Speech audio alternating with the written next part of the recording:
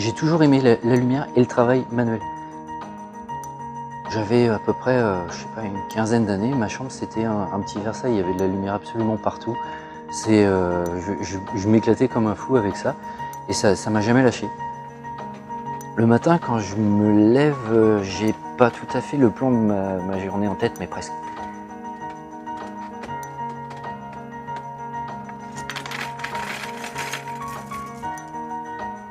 J'aime bien le matin, ça permet de se dire je vais pouvoir faire plein de boulot. Parce que c'est pas vraiment du travail, c'est de la création. Je m'éclate toute la journée. Donc le matin, il y a toute la journée à faire. Je m'ennuyais dans mon travail et j'ai décidé de faire de cette passion quelque chose de sérieux. La plus belle des manières pour moi de la faire, c'était de la faire de manière vraiment artisanale. Je décide de faire mes lampes de manière complètement intellectuelle. Je n'utilise pas du tout le dessin. L'idée me vient et se construit complètement mentalement. Et à partir de ça, les seuls dessins que je fais, ça va être des dessins techniques. Mais c'est tout, toute la construction est complètement mentale.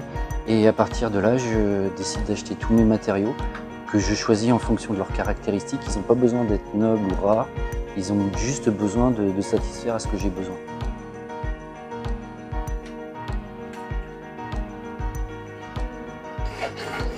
Le but dans mes lampes, c'est de descendre de l'idée jusqu'à la matière et d'aller vers la lumière. Je me sers aussi bien de laiton, de bois, de résine que je colore. Il n'y a pas de limite en fait.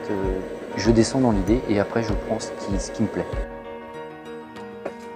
Avec le métal, en fait, ce qui est génial, c'est que le plaisir ne vient pas tout de suite. On soude, c'est moche, ça fait des couleurs pas forcément très belles. Et on y travaille, c'est pas beau. Et d'un seul coup, on va passer aux étapes de nettoyage, de polissage. Et d'un seul coup, ce bout de fer qui était vraiment très laid devient magnifique avec des reflets. La couleur arrive et c'est ce moment-là qui est chouette. J'ai toujours travaillé avec mes mains et du coup, c'est une suite logique. Et quand il me manque une façon de faire, une technique, quand on cherche, on trouve et j'y arrive de cette manière-là. Je cherche par moi-même.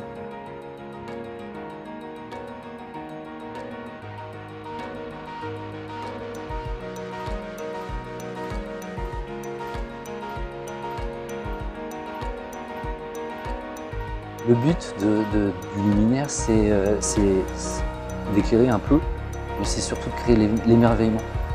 De pouvoir regarder le luminaire, regarder la lumière.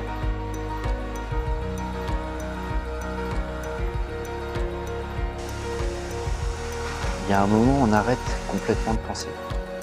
Et on est avec la matière et c'est difficile à expliquer, mais on la ressent. On sait quand il faut arrêter, avec quelle pression il faut mettre, elle se ressent. C'est plus le cerveau, c'est vraiment les mains sentent l'objet.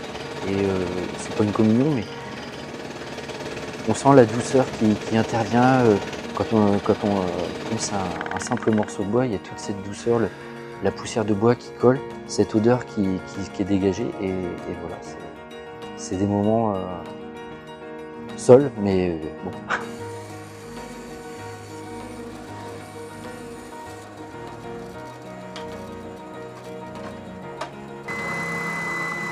Quasiment à 70-80% à l'export. Tout part soit aux États-Unis, Moyen-Orient et Asie. Une des plus belles commandes que j'ai faites, c'est au Texas. C'était une paire dorée à l'orphan qui est là. La lumière, pour moi, ça permet d'éclairer une scène. Ça permet de donner vie à quelque chose. Une pièce qui a juste une lampe qui pend au plafond, c'est froid, c'est impersonnel, c'est pas agréable. Quand tu mets de la lumière, tout de suite, la scène elle change. Et de pouvoir habiller une pièce avec de la lumière et carrément habiller la lumière d'un objet, je trouve que c'est l'aboutissement, c'est ce que j'aimerais arriver à créer dans mon travail. Je peux trouver de l'inspiration absolument partout. J'ai fait une lampe juste en regardant de la rosée éclairée par le soleil le matin. toutes mes lampes, elles sont différentes dans leur conception, dans leur forme, dans leur dimension. C'est pas volontaire, c'est simplement que j'ai envie de faire vraiment tout ce qui sort de mon esprit. C'est vraiment dans tout et dans rien, même dans le design industriel, on arrive à trouver des choses qui sont vraiment sympas. Prendre un train, regarder par la fenêtre, il y a la brume, il y a le soleil, ça crée une ambiance particulière. Il y a des choses à travailler là-dedans.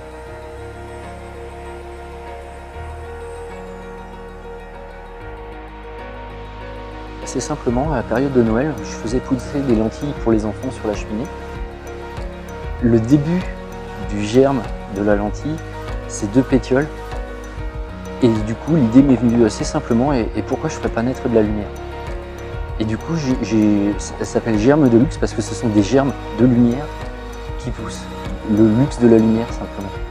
Et du coup, j'ai mis une petite serre et j'ai fait pousser de la lumière, et ça donne cette lampe, tout simplement. C'était les faire pousser dans un univers protégé et qu'elles se développent gentiment. C'est pour ça que j'ai mis un variateur. Et on permet d'avoir une lumière très douce jusqu'à quelque chose qui éclaire vraiment. Mais le but, c'est de la mettre à mi-intensité et de regarder dedans. On a toute la réflexion des globes dans le gros globe de verre. Le but, c'est de rêver. Voilà. Et en plongeant son regard dedans, on arrive à rêver.